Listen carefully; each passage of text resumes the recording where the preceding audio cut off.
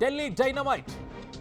ಈಗ ಡೆಲ್ಲಿಯಿಂದಲೇ ಸ್ಫೋಟ ಆಗ್ತಾ ಇದೆ. ಲೋಕಸಭೆಯ ಚುನಾವಣೆಯ ರಾಜಕೀಯದ ಒಂದೊಂದೇ ಬಾಣಗಳಾಗುತ್ತೋ, ಪಟಾಕಿಗಳಾಗುತ್ತೋ, ಅಟೋಮ್ ಬಾಂಬ್ಗಳಾಗುತ್ತೋ, ಅಥವಾ ಏನು ಸುರುಸುರು ಬತ್ತಿ ಆಗುತ್ತೋ.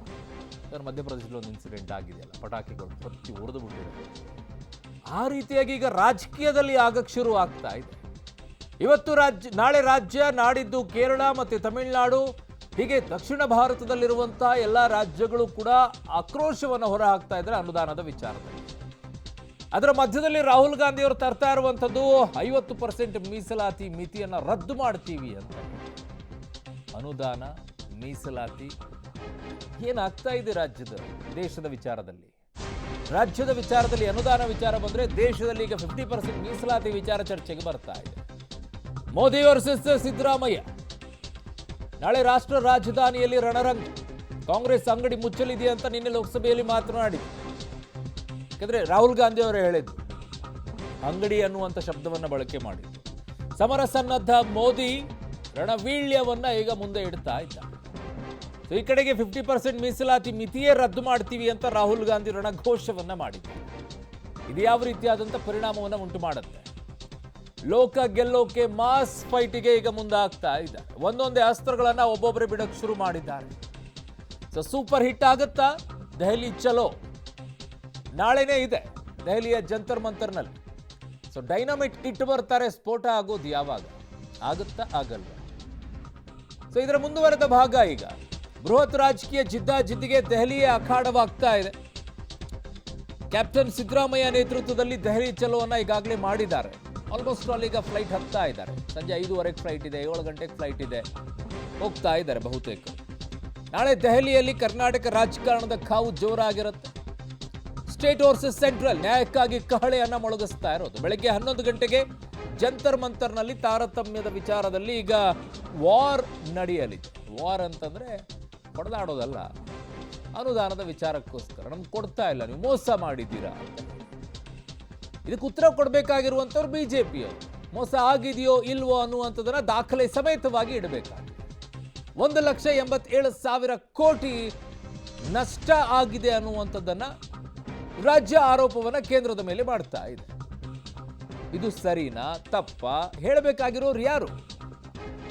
ಬಿಜೆಪಿ ಹೇಳಬೇಕು, ವಿತ್ ಡಾಕ್ಯುಮೆಂಟ್ಸ್, ಸುಮ್ಮನೆ ಹೇಳೋದಲ್ಲ. ಸೊ ಏನ್ ಮಾತನಾಡಿದ್ದಾರೆ ನೋಡೋಣ. ಒಂದು ರಾಜ್ಯ ಸರ್ಕಾರ ದೆಹಲಿಗೆ ಹೋಗಿ ಪ್ರತಿಭಟನೆ ಮಾಡುವ ಮಟ್ಟಕ್ಕೆ ಬರ್ತದೆ ಅಂದರೆ ನಾವು ಹೋಗಿ ಅಲ್ಲಿ ಸುಳ್ಳು ಹೇಳ್ಕೊಂಡು ಕೂತ್ಕೊಳ್ಳೋಕ್ಕಾಗತ್ತಾ? ಅದನ್ನು ಅವರು ಯೋಚನೆ ಮಾಡಬೇಕು. ನಾವು ಪ್ರತಿಭಟನೆ ಮಾಡ್ತೀವಿ ಅಂತ ಅನ್ನುವಾಗ ಅವರು ನಮ್ಮನ್ನು ಮುಖ್ಯಮಂತ್ರಿಗಳನ್ನು ಕರ್ಸ್ಕೊಂಡು ಮಾತಾಡ್ಬೋದಲ್ವಾ? This is what state and central relationship is. ನಾವು ಹೋಗಿ ನಾವೇ ಸಮಯ ಕೇಳಿ ನಮಗೆ ಹಣ ಕೊಡಿ ಅಂತ ಕೇಳುವಾಗೂ ನೀವು ಸ್ಪಂದಿಸೋದಿಲ್ಲ. ಪ್ರತಿಭಟನೆ ಮಾಡ್ತೀವಿ ಅಂದಾಗ ನೀವು ಕರೆದು ಮಾತಾಡೋದಿಲ್ಲ.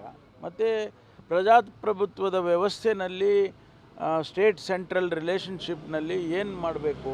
ನಾಳೆ ನಾವು ಹೋಗ್ತಾ ಇರ್ತಕ್ಕಂಥದ್ದು ಈ ರಾಜ್ಯದಲ್ಲಿ ಬರಗಾಲ ಪ್ರಾರಂಭ ಆಗಿ ನಾವು ಅವರಿಗೆ ಮೆಮೊರಂಡಮ್ ಸಲ್ಲಿಸಿ 4 ತಿಂಗಳಾದ್ರೂ ಇಲ್ಲಿವರೆಗೆ ಯಾವುದೇ ಬಿಡುಗಡೆ ಮಾಡದೇ ಇರೋದ್ರಿಂದ ಅದರ ಬಗ್ಗೆ ಅವರ ವಿರುದ್ಧ ಪ್ರತಿಭಟನೆ ಮಾಡಲಿಕ್ಕೆ ಹೋಗ್ತಾ ಇದ್ದೀವಿ. ನಾಳೆ ನಮ್ಮ ಎಲ್ಲ MLAಗಳು, ಮಂತ್ರಿಗಳು, ಮಾನ್ಯ ಮುಖ್ಯಮಂತ್ರಿಗಳು, ಉಪಮುಖ್ಯಮಂತ್ರಿಗಳು ನಾಳೆ ದಿಲ್ಲಿಯಲ್ಲಿ ಪ್ರತಿಭಟನೆ ಇಟ್ಕೊಂಡಿದ್ದೀವಿ.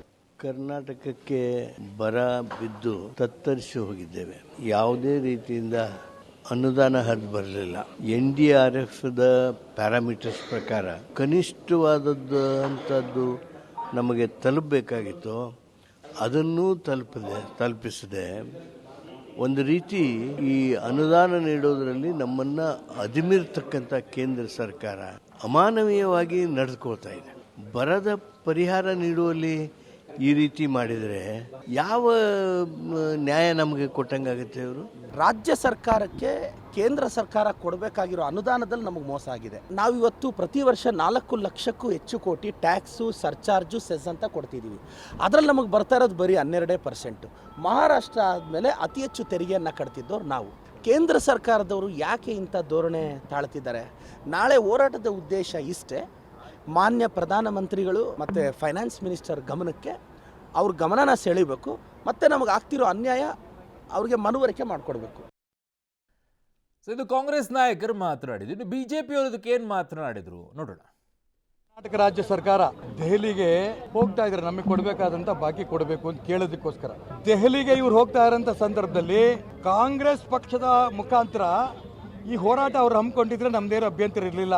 ಯಾಕೆ ಸರ್ಕಾರದಿಂದ ಮಾಡ್ತಿದ್ದಾರೆ ಅಂತಂದ್ರೆ, ಇಡೀ ಕರ್ನಾಟಕ ರಾಜ್ಯದ MLAಗಳನ್ನ ಎಲ್ಲಿಗೆ ಬೇರೆ ಬೇರೆ ಪಕ್ಷಕ್ಕೆ ಹೊರಟೋಗ್ತಾರೋ ಅವ್ರ MLAಗಳು ಅಂತ ಭಯದಿಂದ ಅಷ್ಟೂ ಜನಕ್ಕೂ ಕೂಡ ದೆಹಲಿ ಟ್ರಿಪ್ ಕರ್ಕೊಂಡು ಹೋಗ್ತಾ ಇದ್ದಾರೆ. ದುಡ್ಡು ಯಾರ್ದು? ಸರ್ಕಾರದ ದುಡ್ಡು. ಸರ್ಕಾರದ ದುಡ್ಡು ಅಂದ್ರೇನು? ಸಾಮಾನ್ಯ ರೈತನ ತೆರಿಗೆ ಹಣ. ಸರ್ಕಾರ ಪಾಪರ್ ಎದ್ದೋಗಿದೆ. 10 ವರ್ಷಗಳು 2004ರಿಂದ 2014 ಮನಮೋಹನ್ ಸಿಂಗ್ರವರು ಪ್ರಧಾನಮಂತ್ರಿಗಳಾಗಿದ್ದರು. ಆಗ ಕರ್ನಾಟಕ ರಾಜ್ಯಕ್ಕೆ ವರ್ಷವಾರು ನೀವು ದಾಖಲೆ ಕೊಡಿ. ಅದೇ ರೀತಿ ನೀವು 14ರಿಂದ 24 ಈಗ 10 ವರ್ಷಗಳ ಕಾಲ ನರೇಂದ್ರ ಮೋದಿಯವರು ಪ್ರಧಾನಮಂತ್ರಿಗಳಾದ ಮೇಲೆ ಎಷ್ಟು ಹೆಚ್ಚಿಗೆ ಕರ್ನಾಟಕಕ್ಕೆ ಬಂದಿದೆ. ಹಾಗಾಗಿ ಅದನ್ನು ಹೋಲಿಕೆ ಮಾಡಿಕೊಂಡು ಕಾಂಗ್ರೆಸ್ ಅನ್ಯಾಯ ಮಾಡಿದೆಯಾ, ಕಾಂಗ್ರೆಸ್ ಸರ್ಕಾರ ಅನ್ಯಾಯ ಮಾಡಿದೆಯಾ ಕರ್ನಾಟಕಕ್ಕೆ, ಅಥವಾ BJP ಸರ್ಕಾರ ಅನ್ಯಾಯ ಮಾಡಿದೆಯಾ ಅಂತ ಹೇಳ್ಬಿಟ್ಟು ರಾಜ್ಯದ ಜನರ ಮುಂದೆ ಇಡಬೇಕಾಗ್ತದೆ. ಜನತೆಗೆ ಕನ್ಫ್ಯೂಸ್ ಮಾಡ್ತಾ ಇದ್ದಾರೆ.